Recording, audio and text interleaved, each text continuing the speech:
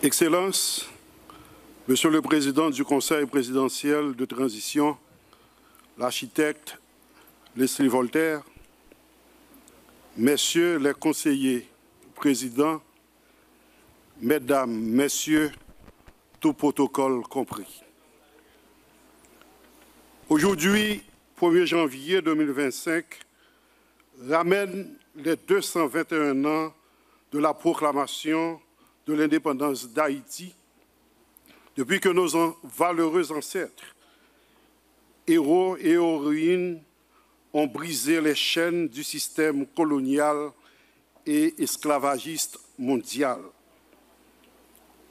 Dans la pierre et par le sacrifice ultime de leur sang, nos ancêtres ont inscrit leur volonté de toujours combattre l'injustice et de travailler à la construction d'un État prospère au profit de tous ceux et celles victimes de toutes sortes d'atrocités de la part des colons de l'époque. Ce dépôt sacré dont nous en sommes les héritiers et gardiens aujourd'hui doit renforcer notre détermination inébranlable de vivre en paix et nous motiver davantage à tenir haut le flambeau de cette liberté acquise au prix de lourds tributs. Aujourd'hui, il est impérieux, dans la même lignée tracée par nos pères fondateurs, de travailler durement afin d'arriver à rétablir la sécurité dans notre pays pour chacun de nos concitoyens et proclamer ensuite notre indépendance économique qui sera le socle définitif de notre souveraineté nationale. C'est dans cette optique que le CPT entend organiser des élections libres, honnêtes, démocratiques et inclusives au courant de l'année 2025 afin de remettre sur pied les institutions régaliennes de la République qui seront dirigées par des élus qui auront acquis légitimement la confiance du peuple. Pour finir, je répéterai le roi Henri Ier, surnommé le bâtisseur. La liberté est essentiellement économique.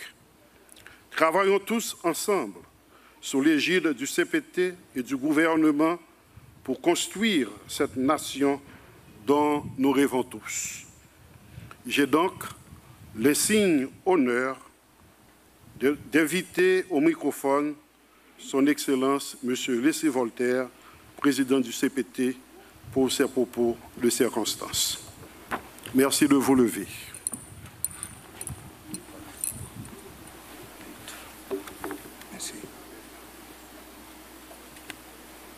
Merci de vous asseoir.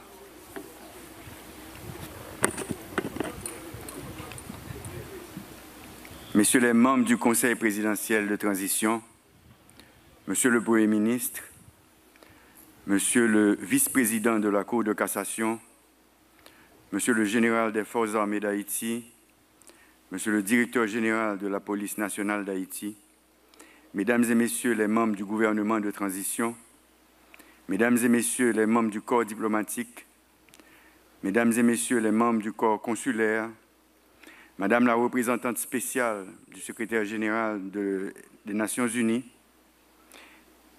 Messieurs et Dames des grands commis de l'État, Mesdames et Messieurs les membres de la presse écrite et parlée, Mesdames et Messieurs les distingués invités, chers compatriotes, Haïtiennes et Haïtiens de toute origine, membres de la diaspora, leaders communautaires, ouvriers, artisans, agriculteurs et jeunes bâtisseurs de demain, peuple haïtien.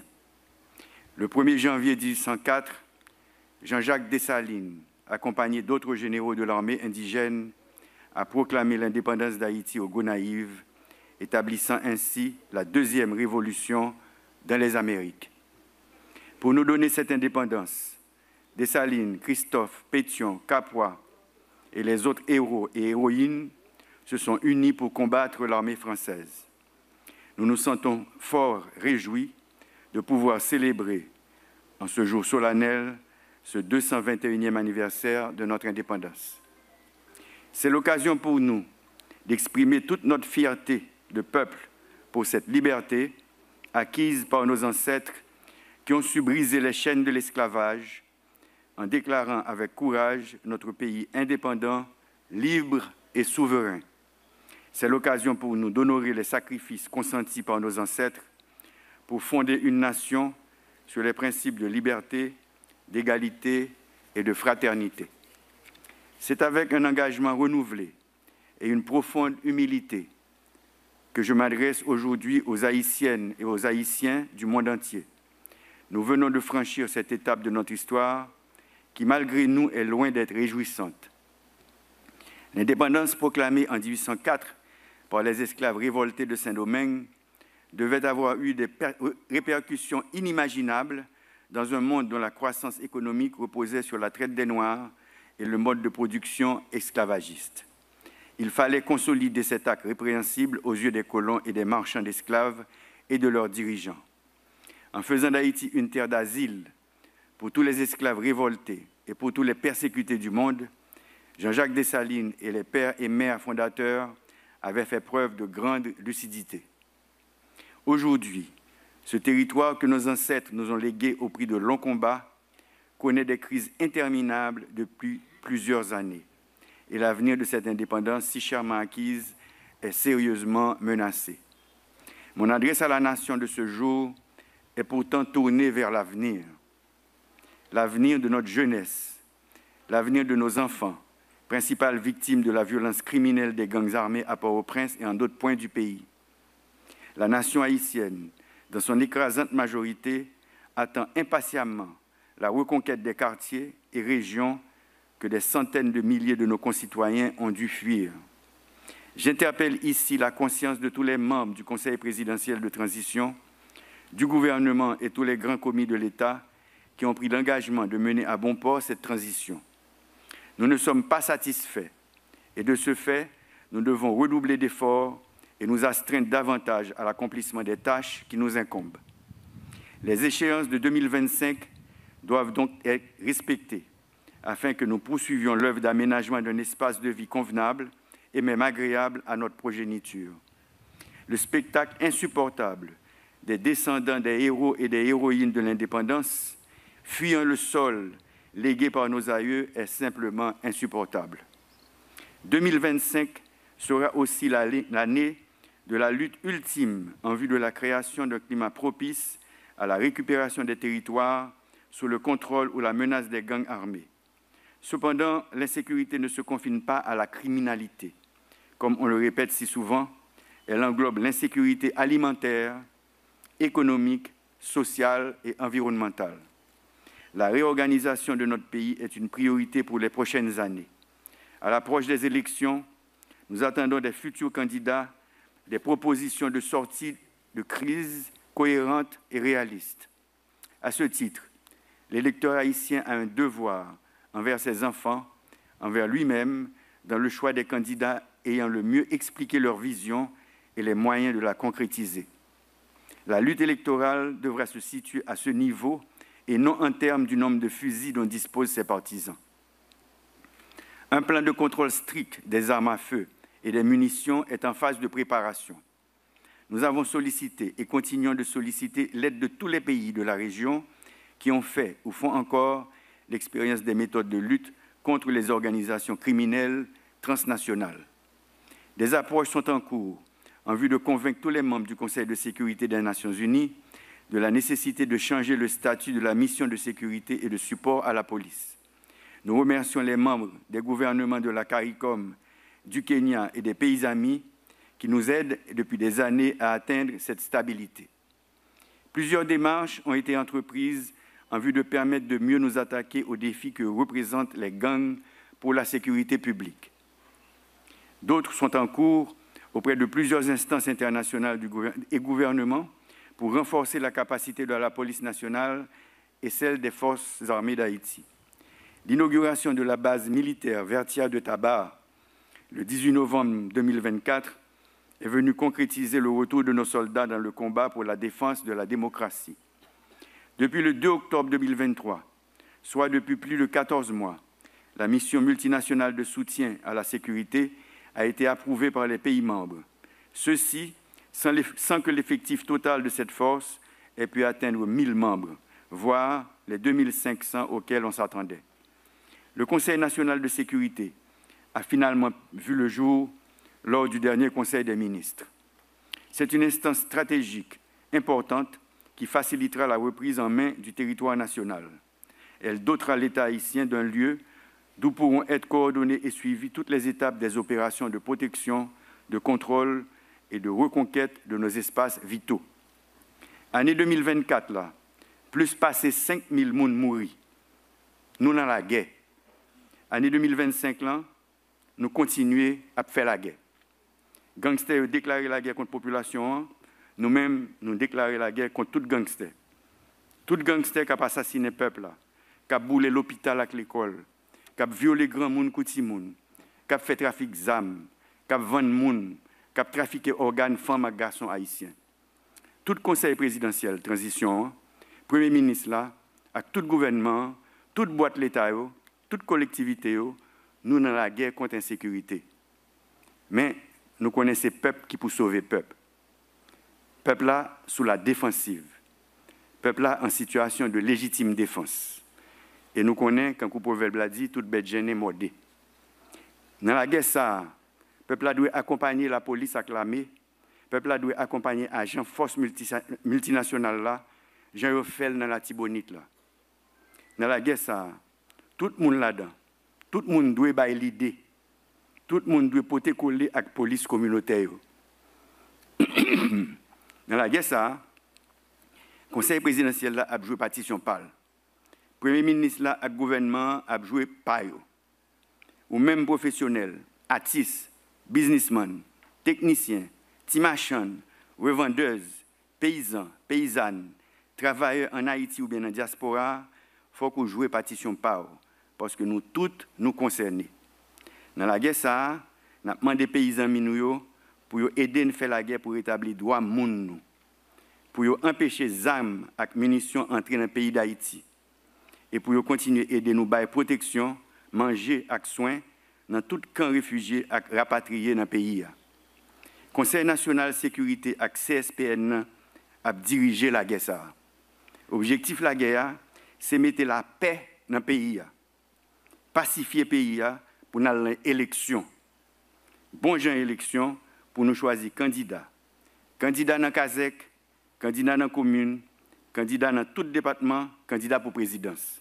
Parce que, vle pas vle, a bien élection dans la fin d'année. Je ne peux pas demander nos patience. Parce que patience, PAM, li bout déjà. Nous parlons ensemble pacifier le pays pour nous voter une constitution qui répond à la réalité moment. Année ça, pas demander ça Haïti qu'a fait pour vous. Demander tête nous, qui ça nous qu'a fait pour Haïti. Qui gens nous qu'a organisé nous pour nous aider à défendre quartier nous à concours force l'ordre.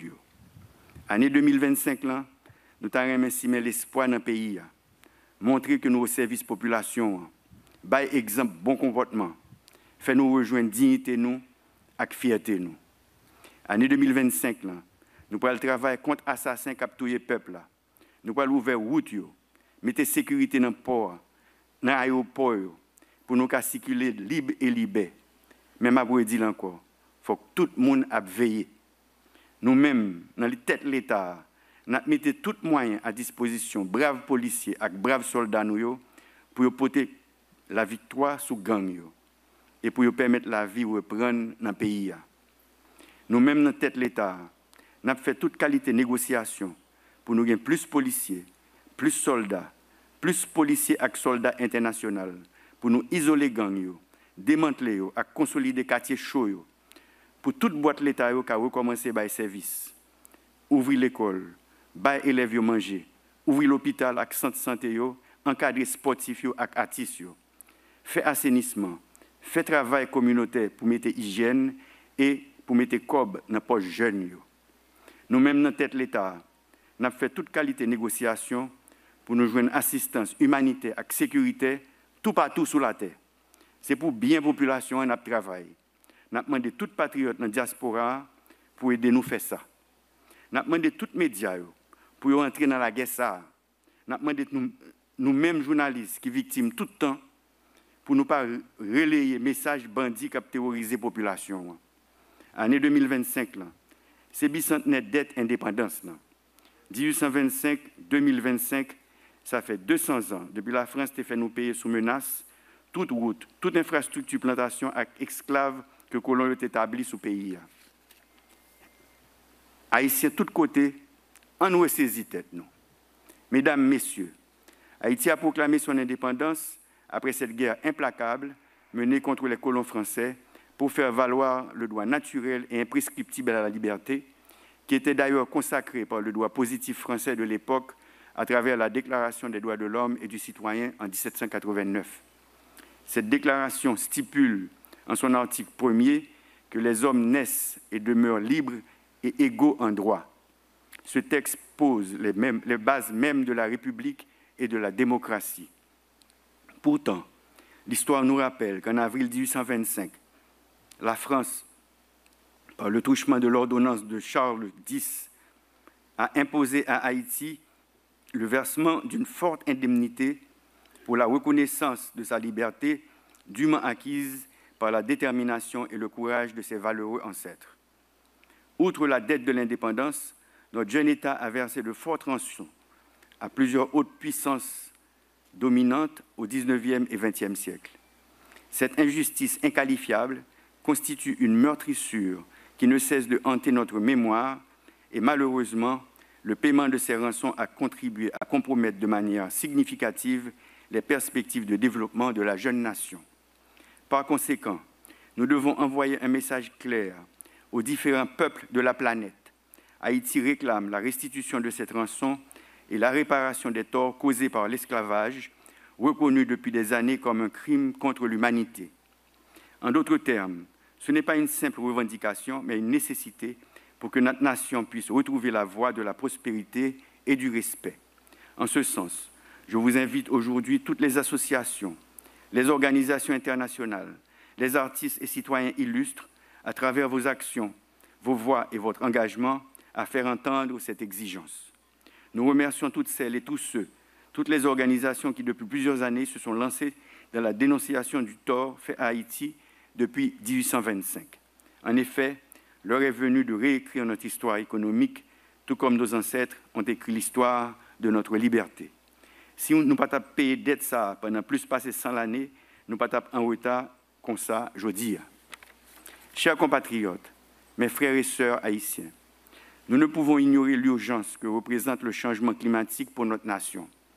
Haïti, en tant que pays insulaire, au cœur de la région des Caraïbes, figure parmi les nations les plus vulnérables aux effets dévastateurs de cette crise mondiale. Durant l'année 2024, nous n'avons pas été frappés par des cyclones, mais nous avons constaté les inondations provoquées par de simples pluies au Cap-Haïtien, au Cayes, à Port-de-Paix, à Jérémie, pour ne citer que ces villes. Nous sommes très vulnérables. Il est de notre devoir collectif d'affronter ces défis avec détermination et de plaider pour une action concertée, tant au niveau national qu'international, afin de préserver notre environnement et garantir un avenir durable pour les générations futures. Il est essentiel que la communauté internationale reconnaisse la contribution négligeable d'Haïti au réchauffement climatique mondial et apporte un soutien concret sous forme de financement climatique, de transfert technologique et d'assistance technique. Le changement climatique ne constitue pas seulement une crise environnementale pour Haïti, il s'agit d'une menace existentielle qui appelle une réponse collective, immédiate et concertée afin de préserver les ressources, la biodiversité, de protéger les communautés et assurer un avenir durable pour les générations futures. Mes frères et sœurs, enfin de cette terre bénie qu'est Haïti, notre pays traverse des épreuves sans précédent, mais je suis convaincu que c'est dans l'unité et la solidarité que nous trouverons la force de surmonter ces défis.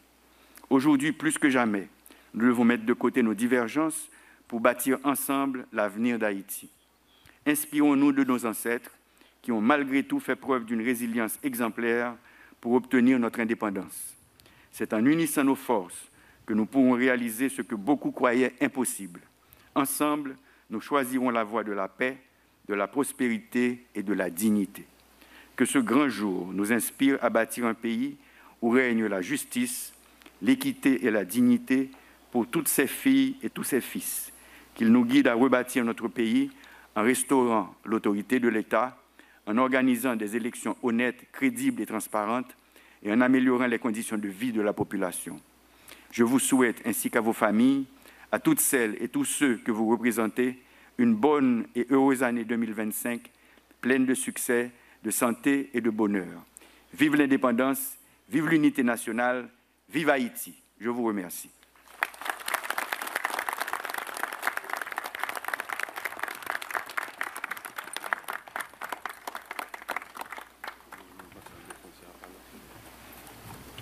Merci, Monsieur le Président. Et maintenant, je vais appeler Mademoiselle Angela Louis,